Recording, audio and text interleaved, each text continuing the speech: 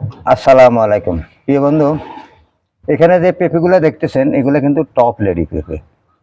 আমি আপনাদেরকে এর ভিডিও আগেও দিয়েছি, কিন্তু এখানে দেখেন কিন্তু উপরের সাইডেও অনেকটা পেঁপে ধরছে। এই যে দেখতেছেন আপনারা, এখানে উপরের সাইডে কিন্তু অনেক পেঁপে ধরছে। এগুলা সম্পূর্ণ টপ লেডি, কিন্তু এটা গোয়া থেকে ধরা শুরু হয়েছে। এক আধ পথ থেকে এই পেঁপে পেঁপে কিন্তু ধরা শুরু হয়েছে। এখানে কিন্তু শুধু পেঁপে আর পেঁপে। একটা গাছে যদি আপনার একশো একশো থেকে 120টা পেঁপে ধরে, তাহলে আপনার 100টা গাছে কতগুলা ধরবে? এই যে দেখুন, এখান থেকে খালি পেঁপে সিরা হয়েছে, পেঁপে সিতে সিতে পেঁপে উপরে গেছে। এখনো কিন্তু উপরে এখানে পেঁপে প্রায় আপনার 70 থেকে 80 পিস পেঁপে এখানে এখনো রয়ে গেছে। তাই বন্ধুগণ, আপনারা ঘরে বসে না থেকে আপনারা একটা পেঁপে বাগান করুন।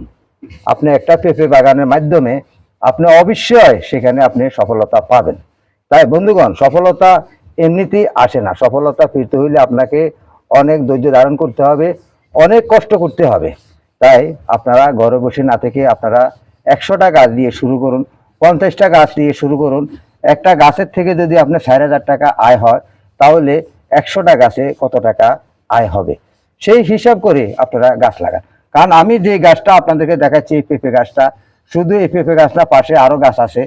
তো এখানে কিন্তু আসলে দেখাবার মতো কোনো ক্যাপাসিটি নাই, বিধে আমি আপনাদেরকে দেখাতে পারতেছি না।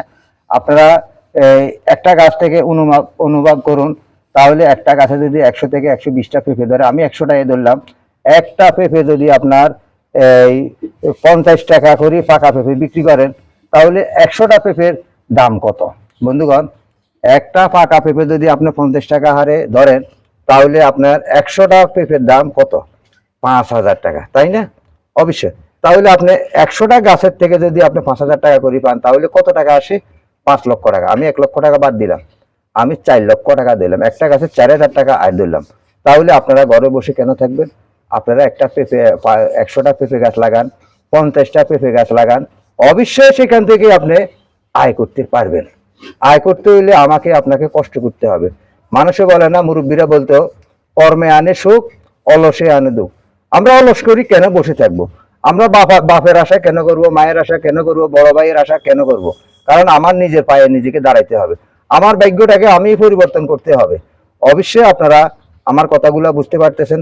আবারও আমি আপনাদেরকে আহ্বান জানাতেছি, আপনারা একটা বাগান করুন, আপনারা ছাগল পালুন, আপনারা গরু পালুন। সেখান থেকে আপনি অবশ্যই আয় করতে পারবেন। কারণ আপনাকে বিদেশ যেতে হবে না, আপনাকে চাকরির জন্য মানুষের দ্বারে দ্বারে ধর্ণা দিতে হবে না। আপনি নিজের কর্মে নিজের কর্মটাকে নিজে তুলে নিতে পারবেন। আপনি কারো চাকরি করতে হবে না। আপনি নিজের চাকরি নিজে করে তো কুলাতে পারবেন না। আপনি একটা খামার করুন, আপনি পেঁপে গাছ লাগান, আপনি রসুন লাগান, আপনি পেঁয়াজ লাগান, আপনি গরু পালন করুন, আপনি মুরগির খামার করুন, আপনি মৎস্য খামার করুন। তাহলে অবশ্যই আপনি আপনার নিজের ভাগ্যটাকে পরিবর্তন করতে পারবেন। আপনার নিজের ভাগ্য নিজেকেই পরিবর্তন করতে হবে। কেউ আপনাকে 10 টাকাও দিবে না, না ভাবে, না বাইয়ে, না আশফরসিয়ে। তাই বন্ধুগণ, ঘরে বসে না থেকে আপনারা স্বাবলম্বী হইতে হইলে আপনাকে কষ্ট করতে হবে। আপনারা পেঁপে চাষ করুন। সকলকে সেই প্রত্যাশা জানিয়ে এখানে বিদায় নিচ্ছি। আসসালামু আলাইকুম।